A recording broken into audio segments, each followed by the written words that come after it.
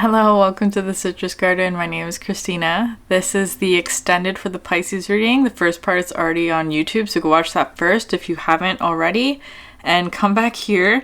So this reading is going to explore where's an area of growth for you Pisces, because I feel like most of that reading was talking about the other person, your person, and what they've been going through. And I feel like for you, this message has been coming through in previous readings about like sort of like IKEA, as you have here the cosmic egg. So this is talking about completion of a cycle, but how I'm seeing this is like if you go to IKEA, you go up to the second floor where the showroom is, and then you enter in and sort of follow all the arrows and go through, and then you actually end up going back to the same point, right? Like it's like you arrive back at the start, but it's like you can now go down the stairs, right? You go into a different section. But it's like, what I love about this cosmic egg, it's like it always returns back to the start. And once you're at that sort of return to the start energy, a new sort of floor or thing opens up. Because when you go to IKEA, it's like you can do this, but you rarely sort of, you don't skip going through the showroom. Does that make sense? Where it's like you have to actually go through that cycle before the next part of it opens up. And I feel like you absolutely are at this sort of this completion point. But I feel like what it feels like to me, Pisces, it's like you've absolutely been learning something. And it's like your partner has also been going through the IKEA at the same time as you, but it's kind of like you're staggered or separated by like a section or something like that. It's like you were both going through the IKEA, but not together. It's kind of how it's feeling. And so it's kind of like for you, because this Ace of Voices came out, where it's like you were at the finish line. It's like you were kind of waiting at the end of the cycle in order for your partner to catch up, is kind of how this Six of Inspiration is coming through today. It's like you were looking back because it's like you didn't want to do the next part without them, or it's like the next part required two, or it's like you have all of the tools that you need, all of the furniture, all of the trinkets or whatever it is that you get from IKEA, is that you have all the things that you need. They are also sort of bringing their gifts or whatever it is, this energy of success with them, so that together you can build some sort of new start or whatever it is. Because you have here this energy of the beaver and the spider, which I love so much because these are both building cards to me, right? They're both about building home and security, right? The web being sort of like perhaps a network of some sort, or just connection. I see this as being sort of like, I see spiders as being very sort of spiritual beings, where it's like they create the web and everything that they need comes to them, right? They don't need to move. They don't need to like exert any sort of effort. The only sort of thing that they need to build is this web. And I see the beaver as being very similar, where it's like capable of building a home, right? It's like one gets the food, the other one builds the shelter, something like that. But it's like both of you are builders in some regard. I see the air or this is not air. They're both. Oh, that's interesting. Okay. For some reason, I thought the spider was an air sign. But because I'm putting it with the insects, right? But even though it's not an insect, it's an arachnid. Anyways, getting off track. This is talking about it's earth and water, which is interesting. But I feel like it's a very complementary energy is what I'm trying to get at here. I feel like it's a very complementary energy. And the unicorn, which is coming out next, which is to me talking about a vision, could be like a shared vision. It also comes through the message of like connecting the dots And also, like magic, right? Magic or vision, third eye vision, having sort of a vision for your future or what it is that you're going to build. That kind of energy is what it is that you are being asked to grow, right? So it feels like it's not so much like how to shift your focus or like what it is that, like, it doesn't feel like personal growth, if that makes sense. Like, not like sort of a behavioral change or anything like that. It's like, I feel like this next phase, you are actually going to be building something, perhaps physical or perhaps energetic, or like, especially if you're resonating more with the spider energy, you may be one or the other, where it's like the spider is more so talking about energy, right? Like working with energy in some way of like creating like a vibrational net or grid, while your partner, your person, is building something physical. But like the two of you are doing it together. It's more so just like your individual skill sets are coming together in order to build a shared vision. That's beautiful. Okay, and then you have here the reciprocity. The reciprocity card, which talks about, do I have to explain this? It's like working together, right? I feel like there's some sort of, but it also talks to me about like service, like something that the two of you can do together, to serve a community or a collective in some way. But it does take sort of like you beginning this step, right? It's like the thing about something that I've always found sort of challenging is the idea that people don't give other people respect unless they've earned it, right? I find that totally incorrect. It's more so that you respect others and that's how you receive it in return. You have to give something before you can actually receive it. So it's like if you're not willing to give respect to somebody because they haven't earned it, that respect is never going to be returned back to you. Does that make sense? So it's kind of like coming through the energy of like you must give something or give something of your abilities or skills or service in order to receive anything back. So I feel like that's what you're doing. It's like you're starting the cycle of giving. Okay.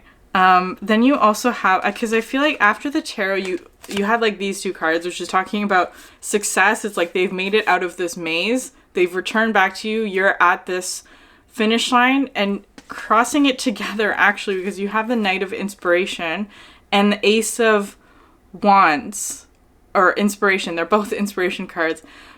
It could be crossing together, but I'm seeing this as being almost like now that you know that they're on their way, moving as fast as they can, because even if they're not here yet, I feel like there's some aspect of your intuition or connection to source that is letting you know that they are on their way. And so you can sort of turn your focus onto the next thing is kind of what this energy is talking about, because perhaps you've been in this energy where your attention has been looking back at something, or it's this energy, right? Whatever this sort of eight of voices was, where it's like you couldn't see the next step because it's almost like you were looking in the wrong direction, right? But now it's like, now that you can see that they're coming, that sort of area has been unburdened, and it's like you can look towards the next thing is kind of how it's feeling today. And I feel like that will be making itself clear to you, because you have here the emotions card, which is so lovely. It came out a lot in the very beginning of these sort of readings, and then it sort of went silent a little bit in the middle, and now it's coming out again, which is talking about, I feel like there's going to be, it's like a new start of the cycle or a new inspiration that you're going to have now that you're in sort of this like open Ace of Inspiration energy, where it's like because I describe this card as like being drawn into like a light show or something gorgeous or something that's inspiring, because it draws on your emotions in some way. So I feel like you are going to be almost like drawn into a new cycle, right? It's like going into a different IKEA. I don't know why IKEA is like keeps pulling on me, but it's like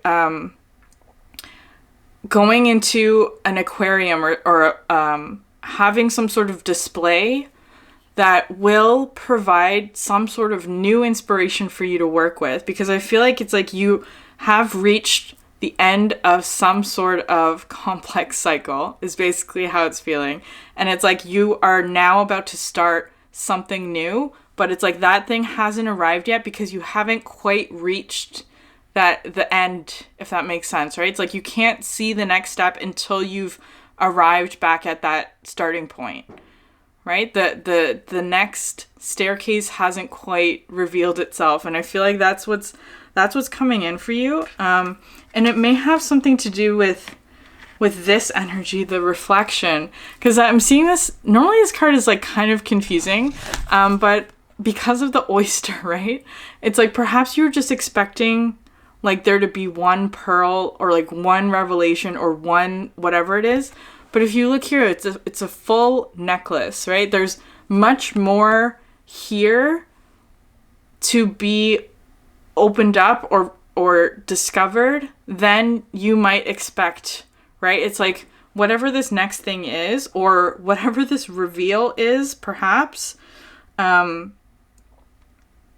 there's going to be so much more for you to discover. And something about, because what's interesting is that there could have been another card that came out to explain this message. The abundance card in this deck is sort of like a conch shell with necklace, like a pearl of necklace, or a necklace of pearls, but it's kind of detached. So I feel like it's wanting to bring in that energy where it's like a whole lot of abundance is up ahead, which has not yet been revealed.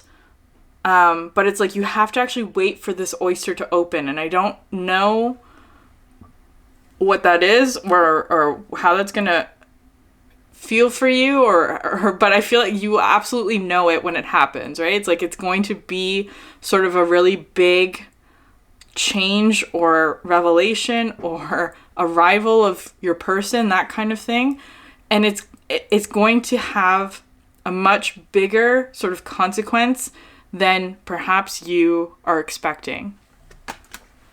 Okay, then you have here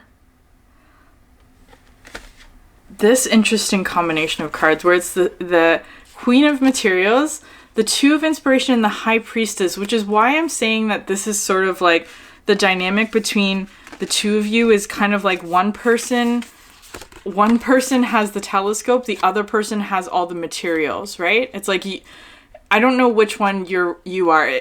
Perhaps the beaver, I don't know, Pisces, but well, the High Priestess card is Pisces, of course.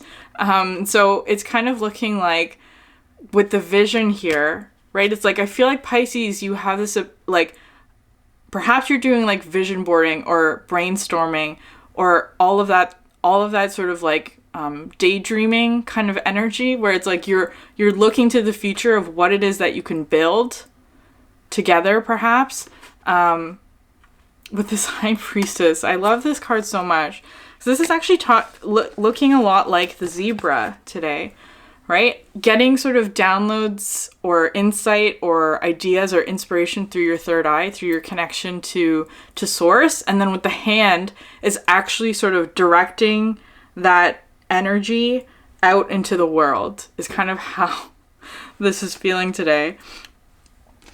It's so much inspiration, right? I feel like this connection has perhaps a lot of passion within it, or creativity, or potential to create. If one of you has some like fire in your chart, I feel like that's absolutely going to be sort of an area that will be going through an expansion, right? So if you have like a fire sign in Jupiter or something like that might be something interesting to take a look at for yourself or for your partner as well. And then you're ending here with the prism, which I absolutely love, because this card is very significant to sort of this beginning and ending of the cycle.